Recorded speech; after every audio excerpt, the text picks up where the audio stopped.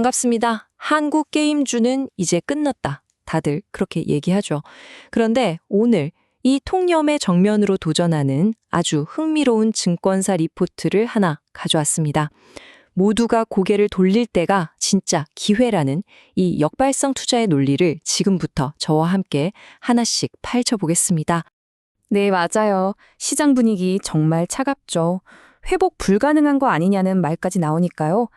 하지만 모두가 겉으로 드러난 시장 점유율 하락만 보고 있을 때 데이터는 아주 흥미로운 곳을 가리키고 있더군요. 바로 게임사들의 실제 수익성에 대한 이야기입니다.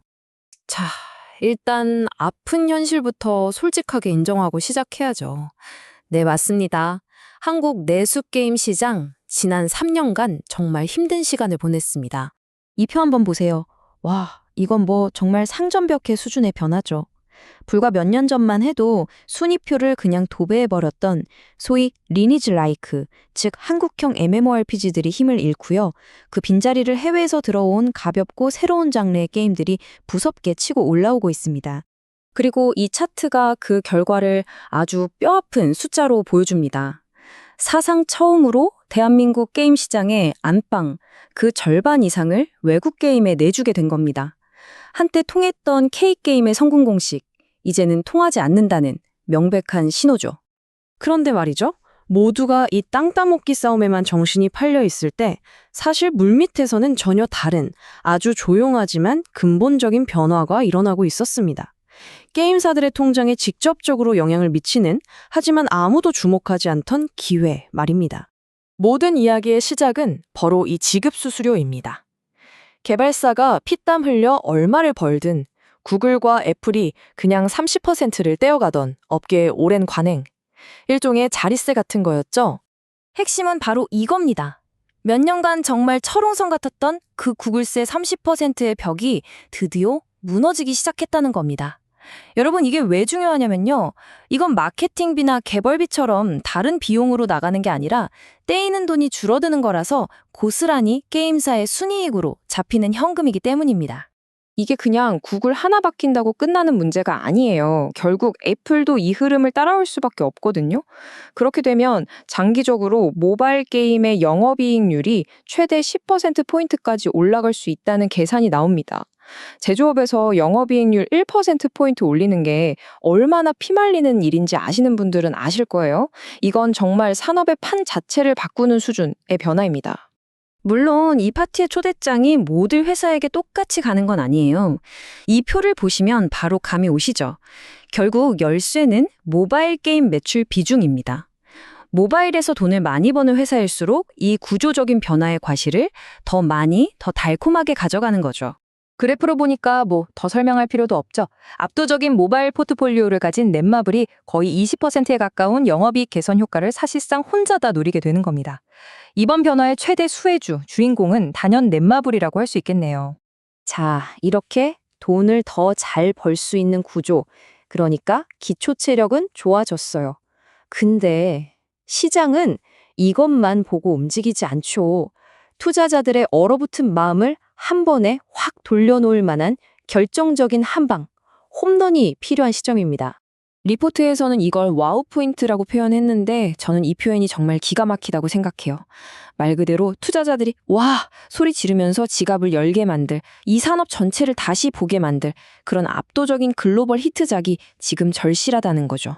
다행히도 지금 개발 중인 신작 라인업을 보면 게임사들도 이걸 너무나 잘 알고 있다는 게 보입니다. 더 이상 우리끼리 경쟁하는 내수용 MMORPG가 아니에요. 처음부터 칼을 갈아서 세계 시장을 정조준하고 있다는 게 라인업에서부터 느껴지시죠? 그리고 이 많은 기대작들 중에서도 시장의 모든 눈이 단 하나의 게임으로 쏠리고 있습니다. 이건 그냥 하나의 기대작이 아니에요.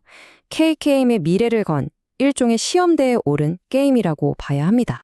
바로 펄어비스의 붉은 사막입니다. 이게 얼마나 대단하냐면요. 그냥 기대된다 이런 추상적인 수준이 아니에요. 저기 보세요.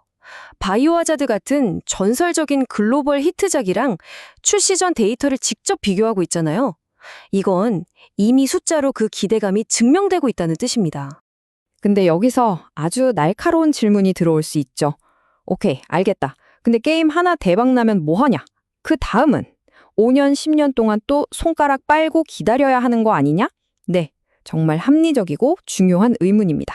제 20년 경험에 비춰서 단호하게 말씀드릴 수 있습니다. 가능하다고요.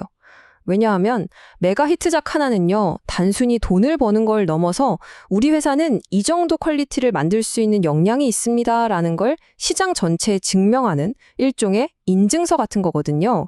폴란드의 작은 개발사 CD 프로젝트가 위쳐3 하나로 세계적인 기업이 됐잖아요. 시장은 바로 그 증명된 실력에 다음 게임이 나오기 전까지도 기꺼이 높은 가치를 쳐줍니다. 자, 그럼 이 모든 조각들을 모아서 우리는 이제 어떤 그림을 그려야 할까요? 투라 전략을 세워보죠. 전략은 아주 명확한 3단계로 정리할 수 있습니다. 첫째, 이미 모두가 알고 있는 나쁜 소식, 즉 내수시장 부진은 이제 잊어라, 주가에 다 녹아있다. 둘째, 대신 아무도 주목하지 않는 진짜 좋은 소식, 이 수수료 인하가 가져올 이익 개선에 집중해라. 그리고 셋째, 이 모든 판을 뒤집을 결정적인 한방, 바로 그 와우 포인트를 기다리면서 남들보다 먼저 좋은 자리를 선점해라. 이게 바로 역발상 투자의 정수죠. 바로 이런 논리적인 흐름 때문에 이 리포트가 투자 의견을 그냥 단타나 치고 빠지는 트레이딩 바이에서 묵직하게 비중을 실어야 하는 매수, 즉 바이로 과감하게 올린 겁니다. 자, 그럼 마지막으로 우리가 가져가야 할 가장 중요한 한 문장은 뭘까요? 붉은 사막이 대박 날까 안 날까 이런 점쟁이 노름이 핵심이 아닙니다. 진짜 중요한 건 이겁니다. 한국 게임 산업이 과거의 성공 방식에 갇혀서 허우적 드는 게 아니라 이제 완전히 다른 방향으로 체질 개선을 하고 있다는 거예요. 더 수익성 높은 구조로, 더 넓은 글로벌 시장으로 사업 모델 자체가 근본적으로 전환되고 있다는 이 큰 그림을 볼 수 있어야 합니다. 결국 모든 투자가 그렇죠. 시장은 미래를 예측하는 곳이 아니에요.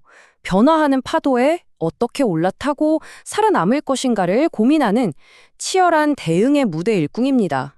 그리고 지금 한국 게임주를 둘러싼 이 파도의 방향이 분명히 바뀌고 있습니다. 오늘 이야기가 여러분의 투자에 깊이를 더하는 계기가 되었으면 합니다. 지금까지 들어주셔서 고맙습니다.